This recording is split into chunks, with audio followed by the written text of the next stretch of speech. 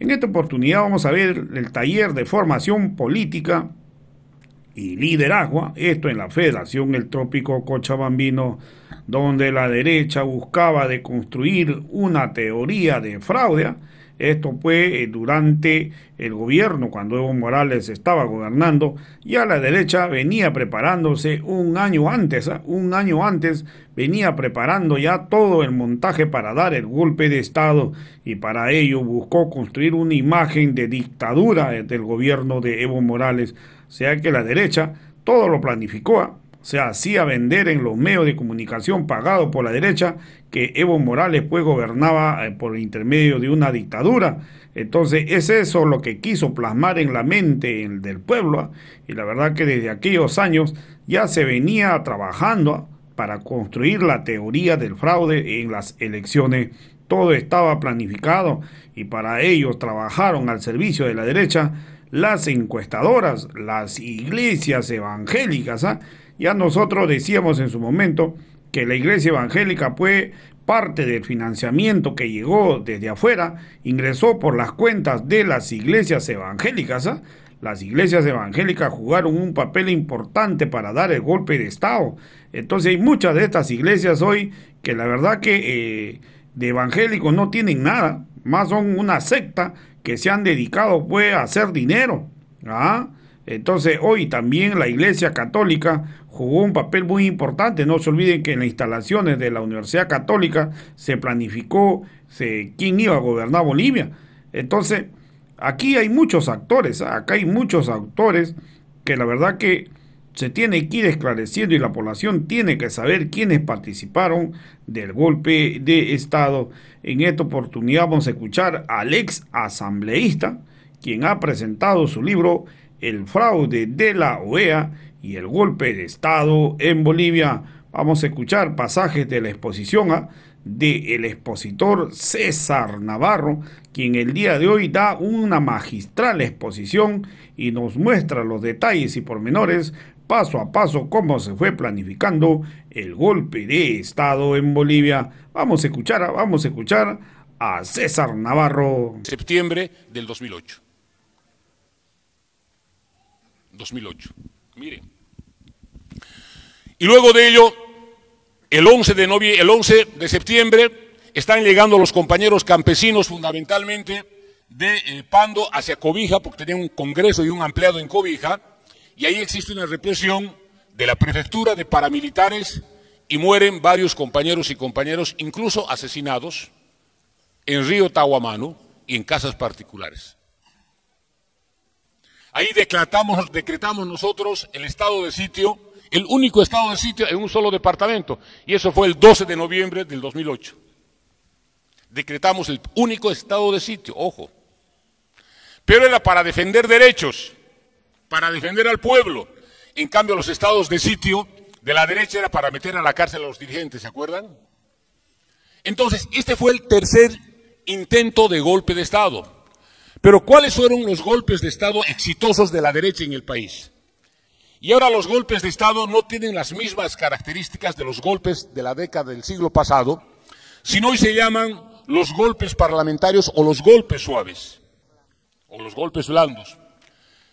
En Paraguay teníamos un presidente, un padre, le decían el padre revolucionario, Fernando Lugo, llegó a ser gobierno y le ganó el gobierno al partido de Stroessner, al Partido Colorado, que gobernó durante 63 años, entre democracia y dictadura. Miren, Stroessner fue derrocado por su yerno, que era del mismo Partido Colorado. ¿No? Hubo una sustitución del gobierno dictador de Stroessner con otro miembro de la familia Stroessner que era parte del Partido Colorado. Entonces, a este país que ha sido gobernado 63 años por un partido de la derecha, le gana un líder progresista de izquierda, un cura progresista, ¿no? El presidente Lugo, y él está impulsando una reforma agraria. Y cuando está bien una reforma agraria, conforma una comisión y hay un encuentro, hay una actitud de los militares y los policías y toman un predio que estaba tomada por los compañeros indígenas, existe un enfrentamiento y cerca de 14 compañeros indígenas son asesinados. Y mueren 8 policías. Automáticamente el Partido Liberal y el Partido Republicano, que son mayoría en el Parlamento paraguayo, declaran a Fernando Lugo como incapaz para gobernar y en menos de 24 horas lo destituyen con un juicio político y asume la presidencia el presidente o el vicepresidente del país, y luego hay elecciones y le entregan la presidencia al empresario más rico tabacalero en el Paraguay, al presidente Cartes. Hablamos de un golpe de Estado donde tiene un juego la policía y el Parlamento. El otro golpe de Estado exitoso, Honduras, 2009, el presidente Manuel Zelaya. Él ha sido y es de una corriente liberal, no es una corriente socialista por si acaso, liberal. Pero el presidente Zelaya, conjuntamente el presidente Hugo Chávez, impulsan todo un movimiento grande con los países caribeños, y el presidente Zelaya se inclina por impulsar una convocatoria a una asamblea constituyente. Los militares intervienen, lo destituyen y asume la presidencia el presidente de la Cámara de Diputados y luego convocan elecciones. Y por último, la destitución de la presidenta Dilma Rousseff en el Brasil, el 2017, que ha sido procesada y expulsada porque en el presupuesto de Brasil ha transferido de un proyecto a otro proyecto un recurso económico. No ha habido malversación. Lo que en los gobiernos municipales se llama el famoso reformulado, ¿no ve? ¿No? O sea, vos tienes tu presupuesto, transfieres, tienes el reformulado, luego haces aprobar y por eso lo destituyen a la Dilma. Pero no solo que lo destituyen a la Dilma, sino que lo metan en la cárcel a Lula. A Lula. ¿Para qué? Para que gane las elecciones el actual presidente Bolsonaro, que representa a las iglesias evangélicas, antiindigenistas, antimujeres y antigrupos o sectores y movimientos de izquierda, y prácticamente el 70% del gabinete hoy en día de Bolsonaro está controlado por militares. Entonces, como ustedes verán, queridos compañeros y compañeras, no es el único golpe de Estado que se dio en Bolivia, sino se dieron varios golpes de Estado en América Latina y el Caribe, con el objetivo de destituir, anular procesos políticos de izquierda liderados por compañeros de izquierda. En nuestro país, compañeros, nos dedicamos a hacer esta investigación, cómo surge la idea del fraude. Porque el fraude, como fraude, es un hecho político, no es un hecho jurídico. Es un hecho político, y ahí hay que reconocer, y ahí creo que los jóvenes tienen más tarea, porque yo ya soy medio manati para manejar las redes sociales, pero ellos nos han ganado el discurso político del fraude. Y voy a dar todos los elementos para que ustedes vean estos hechos, porque nos pusimos para escribir el libro una revisión. Yo estuve exiliado en México, pero también estábamos exiliados por la pandemia, no podíamos ni salir a la calle siquiera, así que obligatoriamente ni siquiera había fútbol para ver. Entonces teníamos que hacer investigación. Y ahí logramos identificar, miren, y les voy a poner las fechas, cómo surge la idea política del fraude. ¿Cómo surge? Primero tiene que ver con el resultado electoral del 21 de febrero del 2016. Nosotros perdimos por 1.5% y luego hubo la sentencia constitucional 084 quebrado 2017 que permite la reelección indefinida de autoridades electas, nacionales, departamentales y municipales. Estos dos elementos, la derecha de manera hábil empieza a utilizar que en Bolivia se está construyendo una dictadura y que tenemos un dictador. Pero empiezan a manejar de manera hábil. Miren, compañeros, y no simplemente tiene que ver con palabras, sino tiene que ver con la importancia de esa palabra. Dictador y dictadura. O sea, Bolivia vive un régimen de dictadura y quien dirige al régimen de dictadura es un dictador. ¿Quién es el dictador? Le ponían al Evo. pero no ponían como antecedente, y lo que yo les decía, que Evo es la primera autoridad que llega al palacio por decisión democrática del pueblo. Pero para quedarse en el poder, el dictador va a organizar el fraude, dijo. Recuerden bien, entren al internet, revisen los medios 2016, 17 y 18 y van a encontrar, el dictador se quiere quedar en el poder, por eso está organizando el fraude. El 1 de octubre, la fecha, 1 de octubre del 2018, renuncia a la vocalía y renuncia a la vicepresidencia del Tribunal Electoral Nacional José Luis Exeni. El 20 de octubre del 2018 renuncia a la presidencia del Tribunal Electoral Katia Uriona, que era presidenta del Tribunal Electoral. Y cuando los dos renuncian, automáticamente sale, y tengo en el libro, está Óscar Ortiz, Víctor Hugo Cárdenas y Charlie Bell. Salen los tres y dicen, han renunciado dos vocales institucionalistas porque no están de acuerdo con la organización del fraude en el país. O sea, un año antes de las elecciones, ellos ya plantean que la renuncia de los dos vocales estaban a impedir que se lleve adelante el fraude. Nosotros hicimos la revisión desde octubre del 2018 a octubre del 2019. En enero del 2019 también renuncia la vocal Dunia Sandoval del Tribunal Electoral y ahí dice Rubén Costas, se confirma, el fraude se está organizando. Pero además, entre octubre del 2018 y el 2019, homilías de la Iglesia Católica, artículos de prensa, analistas políticos, editoriales de Página 7, del Deber, todos coinciden que está habiendo un manejo irregular en el proceso electoral y lo que se está demostrando que existe elementos que nos llegan a suponer que va a haber fraude electoral. Durante un año construyen la idea del fraude. Cada día era fraude. Dictadura, dictador y fraude. Dictadura, dictadura y fraude. Tú escuchas, decía, no vamos a permitir que este régimen comunista se quede con la dictadura y este dictador y hagan el fraude. Y repetían como loros y loras los diputados parlamentarios de la derecha y dirigentes cívicos en el país. Y nosotros no le dábamos importancia, honestamente. No le dábamos importancia.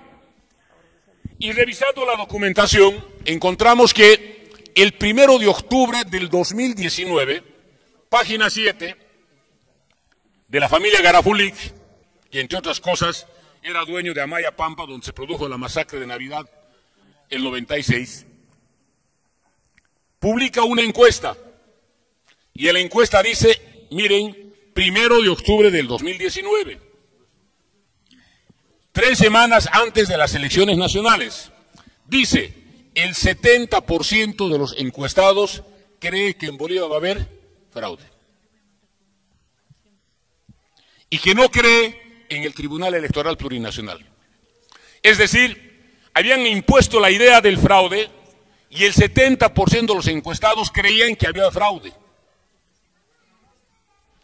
Y por eso que entre el 1 de octubre y el 19 de octubre del 2019, los actores políticos, compañeros, no es el Carlos Mesa, no es el Óscar Ortiz, no es el Rubén Costas.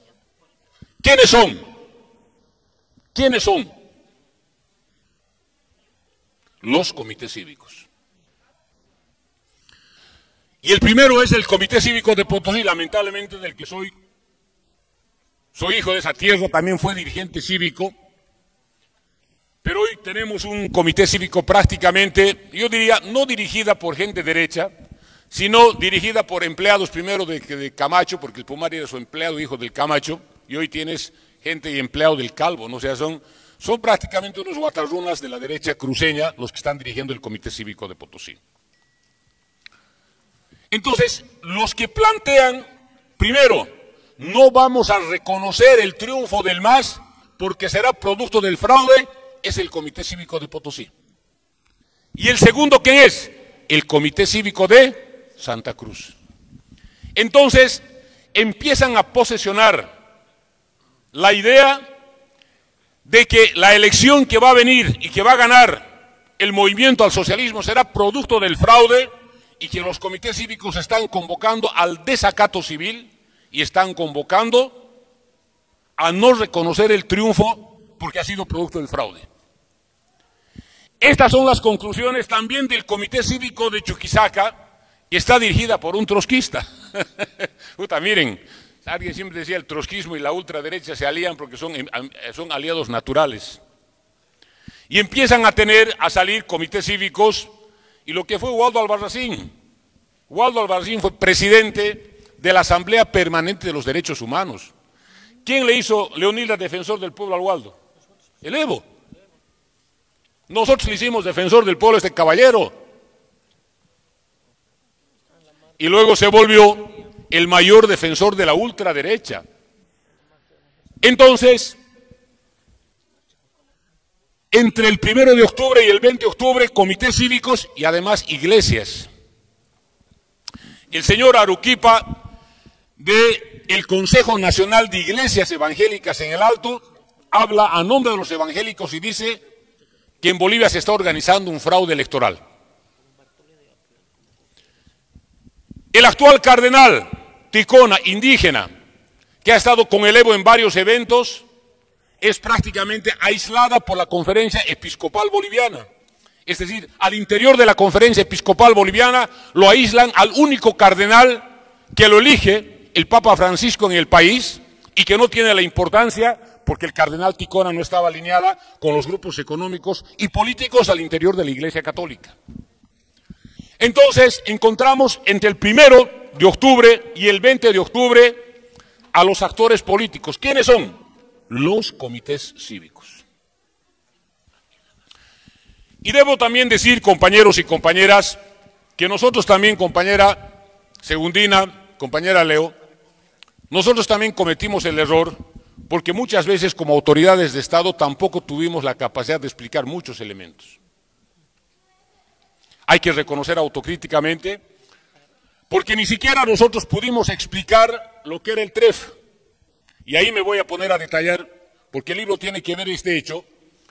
Y una parte importante de la preparación del golpe, describo con detalle cómo la Iglesia católica y evangélica, acuérdense, van a entrar ustedes al YouTube y pongan Cabildo del 2 de noviembre o Cabildo del 4 de noviembre. Está el Camacho y aquí está un joven con la Virgencita. Y el Camacho siempre tiene la Biblia y tiene el ¿qué? El rosario. ¿Pero qué significa esto? Ojo, ojo.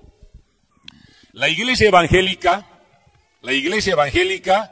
no tiene autoridades mundiales como el Papa.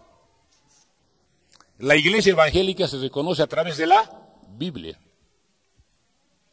No del rosario, no de la Virgen María, no de los santos.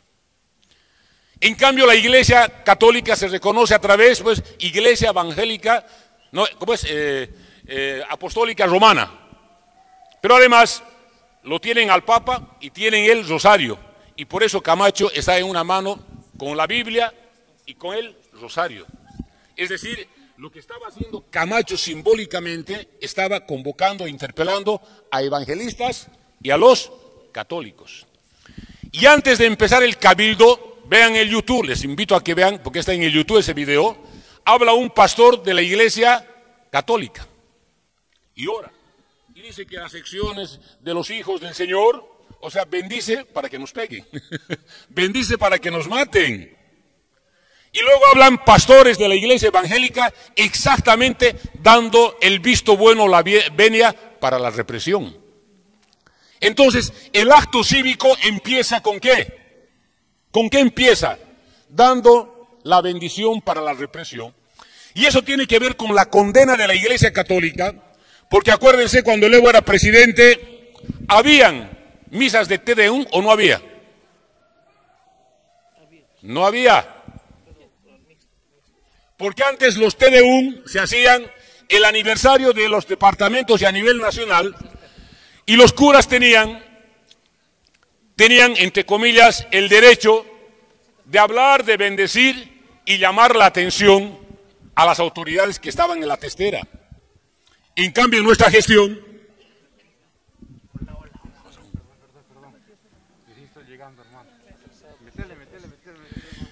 llegó nuestro compañero Juan Ramón.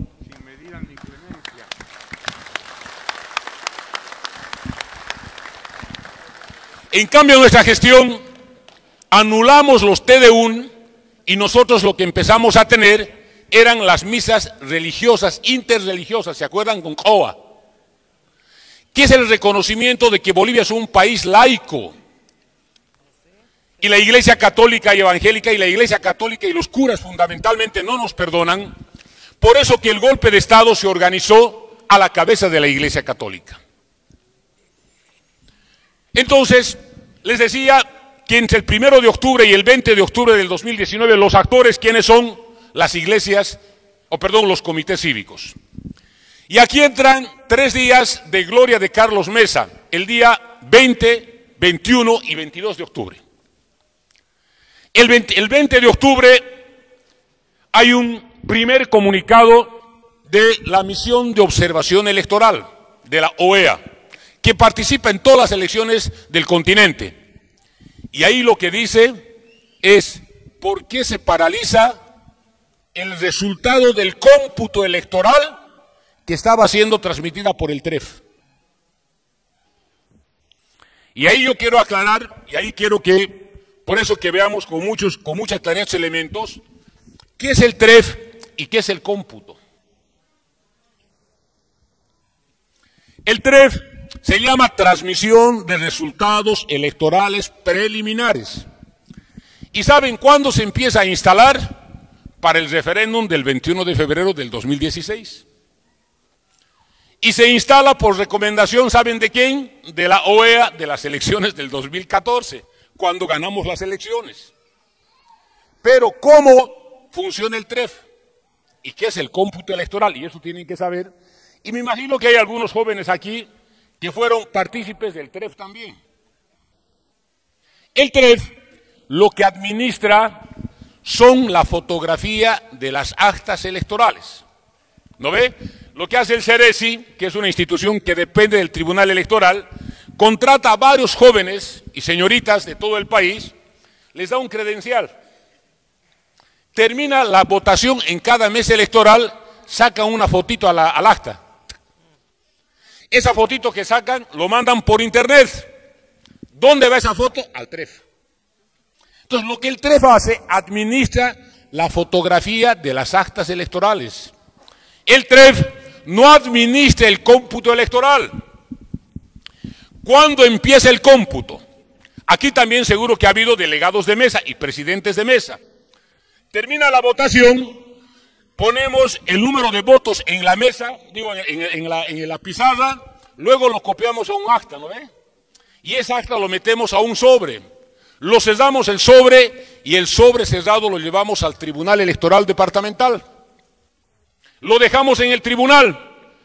Cuando empieza el cómputo es cuando el Tribunal Electoral llama a una reunión de la sala plena, donde están los vocales, pero los delegados de partido político y los delegados de la Organización de Estados Americanos y de la Unión Europea. Y el cómputo, queridos compañeros y compañeras, el domingo 20 de octubre del 2019 empezó cerca de las 19 horas en todo el país. Y terminó el cómputo de los tribunales, porque el cómputo se hace en el ámbito departamental, terminó el 23 de octubre. Entonces la MOE dice, la Misión de Observación Electoral, la OEA dice, ¿por qué paralizaron el TREF si estaba difundiendo el cómputo? El TREF nunca ha difundido cómputo. El TREF lo que difunde son la fotografía de las actas electorales. Recién en la página web de la organización, del Tribunal Electoral Plurinacional, se empieza a publicar el resultado del cómputo en base a las actas oficiales electorales con participación de los veedores internacionales. Entonces, el primero que vincula TREF con cómputo es la Organización de Estados Americanos, y nosotros debemos reconocer, entre ellos yo, no tuvimos la capacidad de poder explicar este tema. El segundo elemento, el día lunes 21 de octubre, y les estoy diciendo con horas y con fechas, a las 9 de la noche sale la misión de observación electoral de la OEA en una conferencia y dice, este resultado, faltando a un porcentaje por computarse, lo recomendable que es la segunda vuelta. Ojo, la Organización de Estados Americanos el día lunes 20 recomienda segunda vuelta. Y también recomienda el informe preliminar de este grupo de observadores el día miércoles 23, segunda vuelta. Pero, ¿podía recomendar segunda vuelta? No. ¿Por qué? Porque tenía que concluir el resultado electoral del cómputo en el Tribunal Supremo Electoral el día 25 de octubre. Entonces, ya no importaba el resultado, pero miren este elemento. El Tribunal Electoral, la Organización de Estados Americanos dice que debe haber segunda vuelta el día lunes 21 de octubre a las 8:30, 9 de la noche aproximadamente, e inmediatamente, ¿qué se produce? La quema, saqueo y destrucción de los tribunales electorales de Potosí, de Chuquisaca, Cochabamba viene, Oruro, Santa Cruz, Beni, Pando, en algunas solo tomas, en otras destrucciones totales como Potosí y Chuquisaca. Y les decía al principio que no solo es violencia, sino forma de organización neofascista. El neofascismo empieza a actuar de manera efectiva porque en el caso de Potosí no solo desplazan a la policía, porque la policía se retira, ahí no es que la policía acuerda, se retira la policía, y lo lindo es que el comandante que decide no resguardar, el Tribunal Electoral al día siguiente lo condecoran y lo llaman hijo ilustre. El famoso coronel Villa, que yo le pedí que vaya a cuidar mi casa cuando estaban quemando, y ahora ha sido candidato a alcalde, adivinen por qué partido. Por ADN. miren lo que es la cosa. Miren. Entonces, toda una planificación sistemática, y por eso que Carlos Mesa se sentía Dios presidente entre el domingo 20, lunes 21, martes 22, porque todos hablaban de la segunda vuelta.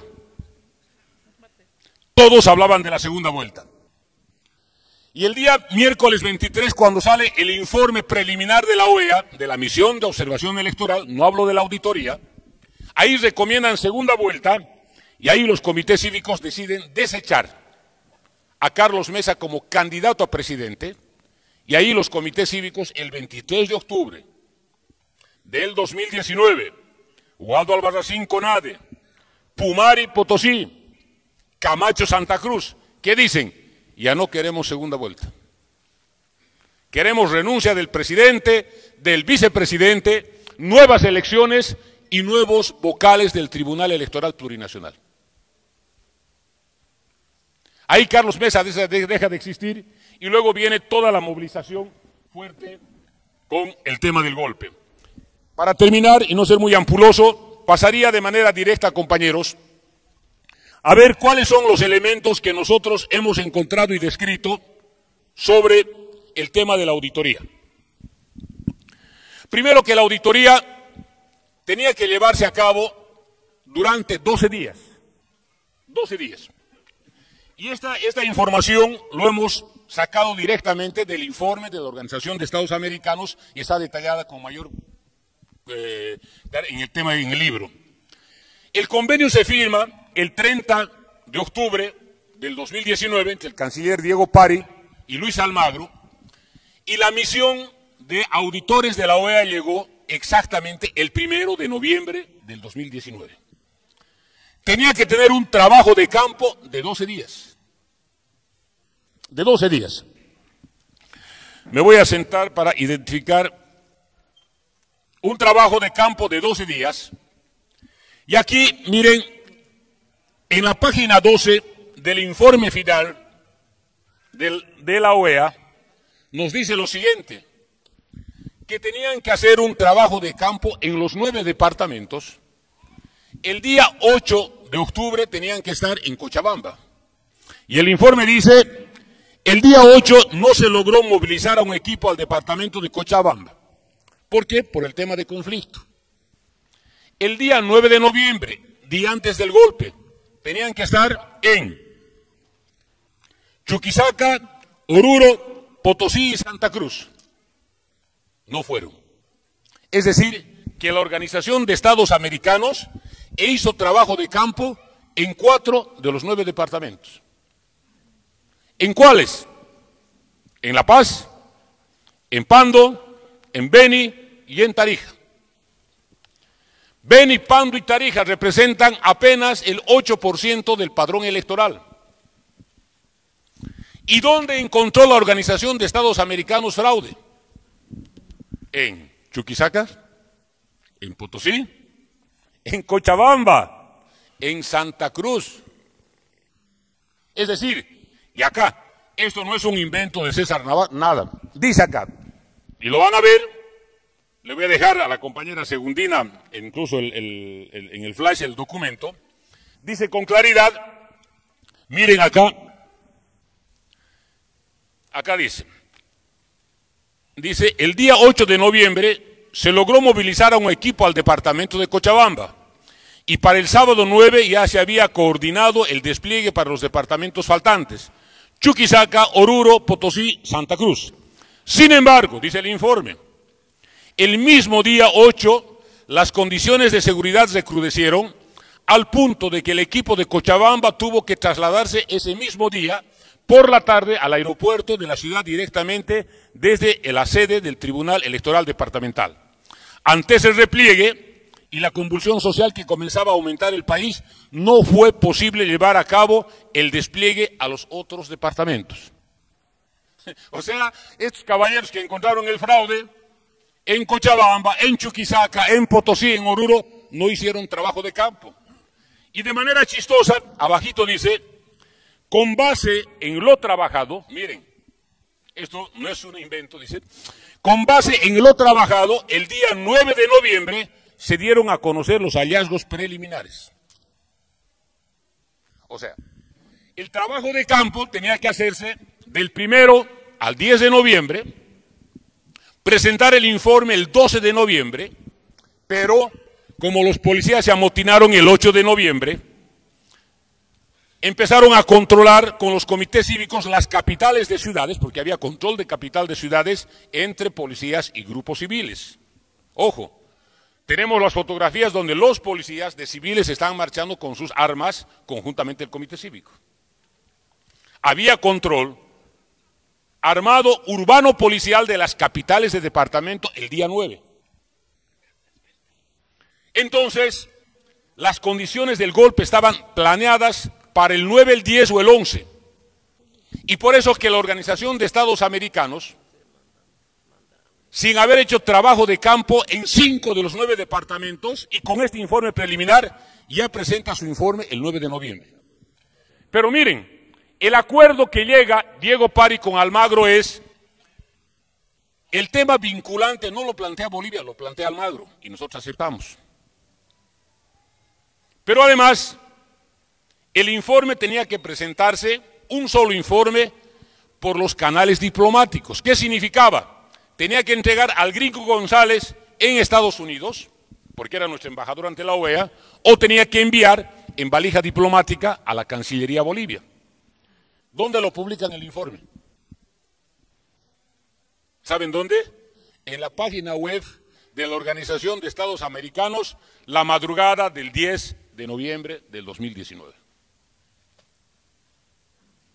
Miren, una auditoría que no trabajó en 5 de los 9 departamentos, una auditoría que no trabajó y que no cumplió con los procedimientos estándar, ha dado origen no simplemente al golpe de Estado, sino a la declaratoria de hecho del estado de sitio y el asesinato de compañeras y compañeros acá en Bolivia.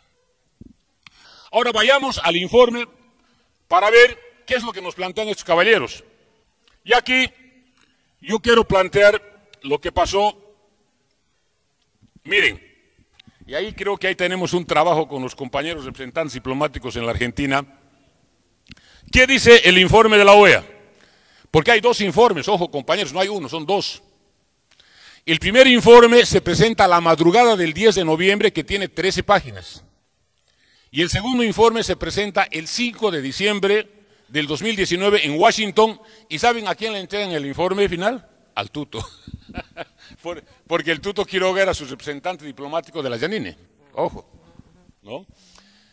Entonces, en este informe preliminar, miren lo que dicen sobre la Argentina. Dice, de 176 actas analizadas, de la muestra que habían sido escrutadas en Argentina, el 38% presentan inconsistencia con el número de ciudadanos que sufragaron, es decir, las actas reflejan un número mayor de votos que el total de las listas índice. Eso nos está diciendo que en la Argentina, en 66 actas, de las 176, el 38% son 66, nosotros hemos inscrito ilegalmente para que vayan a votar. Es decir, hemos alterado el padrón electoral. Entonces, esto sí es fraude. Esto dice, estoy diciendo, el informe del 10 de noviembre del 2019. Porque este informe, yo me puse a estudiar en tiempos y vi el informe de noviembre y el informe de diciembre. Y en el informe de diciembre, del 5 de diciembre, en la página 60, dice exactamente lo contrario. Aquí habla de 176 actas. En la página 60 del 5 de diciembre habla de 113 actas, pero ya no habla en la República de Argentina, habla en la provincia de Buenos Aires. E identifican 17 actas, y las 17 actas se identifican acá con número. ¿Y cuál es la mayor identificación del fraude? Que hay un alto índice de votación a favor del MAS. Es decir, el informe del diciembre del 2019 no ratifica lo que dice el informe de noviembre del 2019. Acá nos están diciendo que nosotros hemos inscrito ilegalmente en 66 actas mesas para que voten por el MAS. Pero en cambio en diciembre nos dicen no, que solo han encontrado observación en 17 actas porque hay una votación alta a favor del MAS. En la página 7, en un índice de página número 5, dicen ellos que no van a publicar los nombres y apellidos de las personas para salvaguardar su seguridad.